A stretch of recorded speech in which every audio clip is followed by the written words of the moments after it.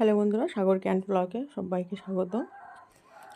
আজকে বানাবো পুলি পিঠে, ভাপা পুলি পিঠে। তার জন্য দেখতে পেয়েছেন, প্রথমে অল্প জল উষ্ণ গরম হয়ে যাওয়ার পরে আমল স্প্রে দিয়েছি, দিয়ে এবারে বাতাসা আর চিনি দেব পুর বানানোর জন্যে।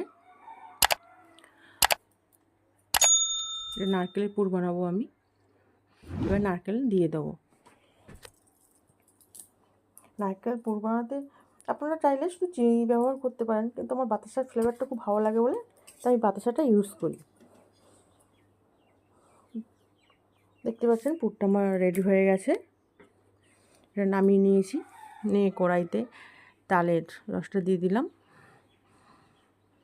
যে ফুটে উঠেছে। এবারে আতপ চালের গুঁড়ো দিয়ে দেবো।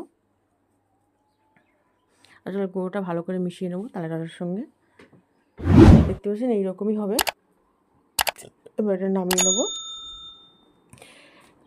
সম্পূর্ণ ঠান্ডা হবে না, উষ্ণ গরম থাকবে, হাতে যাতে তাপটা সহ্য করে যাবে সেই পর্যায়ে এটাকে মাখিয়ে নেবো ভালো করে। মাখানো হয়ে গেছে। এবার ছোটো করে লিচি কেটে নেবো।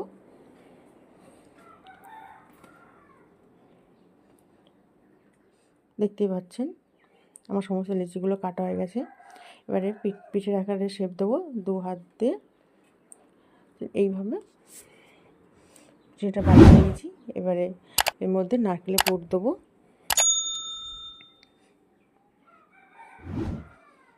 একটু বেশি করে নারকেল পুরটা দিলে খেতে ভালো লাগে। এবারে হাত দিয়ে ভালো করে একটু চেপে মুখটা আবার বন্ধ করে দেবো। দেখুন এইভাবে শেপটা দেবো আমি। আপনারা আপনাদের ইচ্ছে মতন শেপ দেবেন। এইভাবে পিঠেগুলো আমি এবার বানিয়ে নেব। দেখতেই পাচ্ছেন পিঠেগুলো আমার বানানো হয়ে গেছে। এটা আজকে আমি একটু অন্যভাবে এটা ভাপাবো।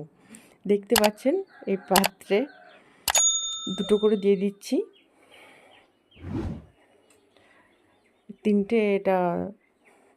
তিনটে থাক আছে, তিনটে থাকে এবার দুটো করে দিয়ে আমি সাজিয়ে নেব। এটা আপনারা চাইলেন হাঁড়ির মুখে অল্প জল দিয়ে একটা পরিষ্কার কাপড় বেঁধে তার উপরেও দিতে পারেন। আমি আজকে ওইভাবে করবো না, আমি আজকে এইভাবে ভাপাটা বানাবো। এতে খুব কম সময় লাগে, কারণ এর মধ্যে তাপটা অনেক সময় থাকে, তো যেহেতু ঢাকনা দেওয়া হয় উপরে। দেখতে পাচ্ছি সামান্য অল্প জল দিয়েছি, দিয়ে এবারে ঢাকনাতে ঢেকে দেবো। এদিকে আমি 10 মিনিট মতো রাখবো। দেখুন 10 মিনিট পরে খুলেছি, দেখুন অলরেডি কিন্তু হয়ে গেছে। এখন কিন্তু এটা আমি তুলবো না, আবার কিন্তু ঢেকে রেখে দেবো। এতে 1 থেকে 1.5 ঘন্টা পর্যন্ত গরম থাকে। 1 থেকে 1.5 ঘন্টা পর দেখাচ্ছি আপনাদের।